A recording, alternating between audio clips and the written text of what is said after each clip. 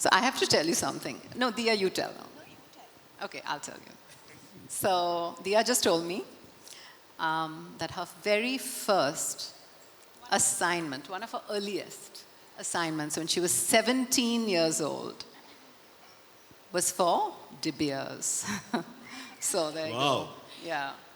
That was like 5 years ago, right? 6. I love you, Gaurav. We're old friends. I mean, while doing social good, Diya, more than Diya, actually, Diya's cook has done a lot of social good for me as well. We've been neighbors for a long time, and when I was young and kitchenless in Mumbai, her cook used to make lovely dosas for us. So I think this started a long time ago. I think that was your first emotion of seeing social good happening. That was my first experience in social good. And from there on, you decided to save tigers and, of course, do a lot more things. Yes. But you, of course, are an avid supporter, an ardent supporter of the efforts of the Sawdes Foundation. So tell us about how you've seen Ronnie and Zarina sort of passionately get involved in this over the last few years. Good evening, everyone. Thank you so much for having me. Thank you, Sawdes, for yet again allowing me to come here and cheer for you, because I feel a great sense of pride every time I get the opportunity to. Growing up, there's always a sense of participation one would like to feel. I mean, your school encourages you, and then your college does. At home, I was encouraged, and I always felt a great sense of happiness every time I came back after doing something that I knew was making a difference in somebody's life. And I would often wonder, when does that stop? And then you grow older and you realize it stops when you become busy with yourself and expanding your own life ambitions and going on to doing the very many things that you want to do, the goals you want to achieve. And somewhere along that process of that participation and that fantastic feeling that one gets in participating with more people than just yourself starts disappearing. And it's very interesting how, despite great successes, there is a kind of an emptiness that looms. It just kind of takes over. And I think what Ronnie and Zarina are examples of are individuals who grew as individuals first, and then as an organization, but they never lost sight of that very important aspect of being and being contented individuals, and remembering that the only way they can be truly happy is if they're making a difference. And I know that has more to do with Zarina than it does with Ronnie. No. Oops. No. Okay, she will, of course. You're all heart, Zarina. And I know that without him, your heart would not beat. But, and you agree with me, right, Ronnie? Yeah. So, anyway, let's go back to the story. And when they first called me and told me about what they were doing with Sawdes, I was just blown away. I was so amazed at their intention. And I also knew somewhere within my heart that it was an intention that they would make possible. Because they just are those kind of people. They make everything that they set out to do happen. And it's been a remarkable 3.5 years of watching them grow from strength to strength, making great strides, making such a huge social impact. And I work a lot with corporates. I'm on the board of some organizations, and I know how difficult it is for NGOs in the country to convince corporations to invest in them. And a lot of corporates have agendas. So a lot of the CSR donations that are made, or the money spent through CSR, is always, everybody has like their own thing. We will do health, and we will do education, or we will do XYZ, but nobody really says, I'm going to support somebody who's doing everything. So I know what a big challenge it must be for them to convince people to say, hey, you know what? I'm going to back an effort that wants to take care of everything. And But there has been a great growth in attitudes of people. Wonderful, wonderful changes. I think when CSR was first introduced, it was done sometimes grudgingly and sometimes because, people were getting a tax benefit. But it's amazing to see how wonderfully corporations have started reveling in the good work that they're doing. They're taking a great sense of pride in their participation.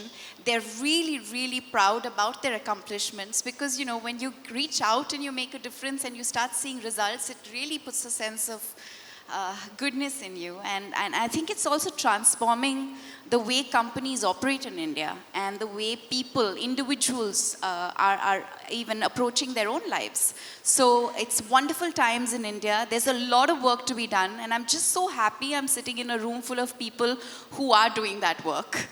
And thank you, Zarina and Ronnie, for inspiring change because, it's a wonderful thing to hear great stories. But it's another thing to see people in action, see people doing the work. And I think the only legacy that all of us are always looking for is a great story, right, to leave behind. And I think that those stories are changing every day. They're becoming more about we and less about I. Fantastic. And you are leaving a million stories behind and a million stories every 5 years. And that's something I think that should inspire and motivate everybody. And Ronnie, like you rightfully said, it's not just about giving money. It's also about giving time. It's sweat equity and being there. Diya. One thing I quickly want to add, Sure. because they both spoke about their volunteer group, and that's something that I find is so remarkable, because there are people from cities, urban centers, and of course rural centers, who are part of Sawdes because they want to give, they want to share their skills. They're actually out there and on the ground doing work because they believe that sharing their skills is going to impact change, and that's a huge thing. They could be busy in the city making money, doing other things, but they choose to be out there in rural India, creating sustainable solutions and sharing their skill sets, which is fantastic. Truly collaborative at every level. Well, let's... Gaurav, can I say one thing? Yeah, sure, of course. I want to really point out and commend one gentleman who's in this room. I just recently met your brother, sir. I haven't met you, Mahesh Bansali ji. I don't know where you're sitting, but I met your brother Ashok just 2 weeks ago. And the work you do, sir, you deserve every success, and we were so impressed. It is truly, truly magnificent. To your whole family, really wish you. We were really blown away. Congratulations. Well, I'd like to invite on stage, Praveen Bhai, if we could have you back on stage, please. Mr. Bruce Cleaver, and of course, Mr. Shaunak Parekh, the convener, National Exhibition of the Council. Could I request you to please come up on stage?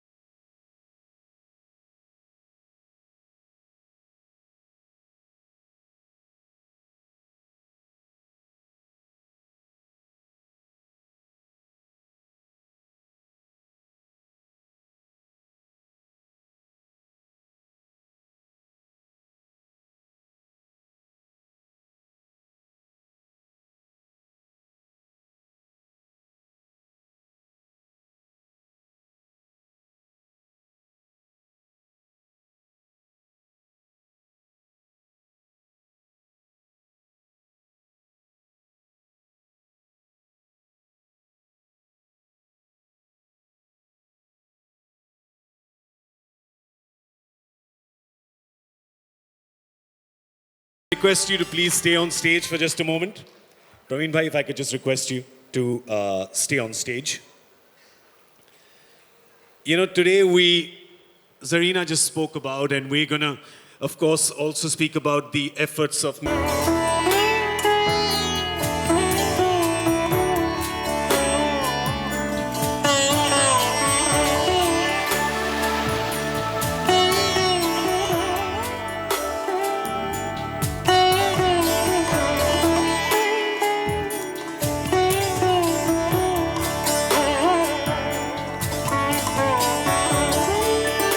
Salim bhai, first I'd request you to say a few words.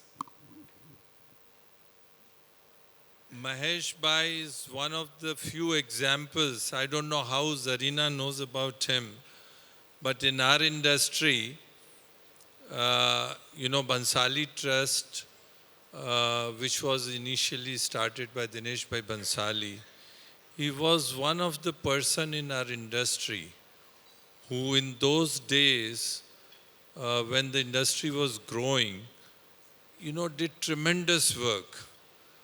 He went, when there was a drought, he would collect thousands of cows to actually tell you the exact number, 80,000 cows from different villages around Saurashtra, put a number on each cow, ever done by any personal. And this trust has been called by the government of Bihar, the government of Gujarat, always when any kind of calamity comes, he has been always consulted. We also took his this thing, and when we did this 30,000 acres of land tilting, he took his 50 people, he went to Orissa, he took a house, he settled all those 50 volunteers there, and he went about doing. मैं बहुत खुश हूँ स्वदेश के लिए कि Jaiman Jubilee council की ओर से उन्हें इतना अच्छा इतना दिलदार कंट्रीब्यूशन मिला है I think it's evidence of the fact that they are doing extraordinary work but it's also evidence of the fact that corporates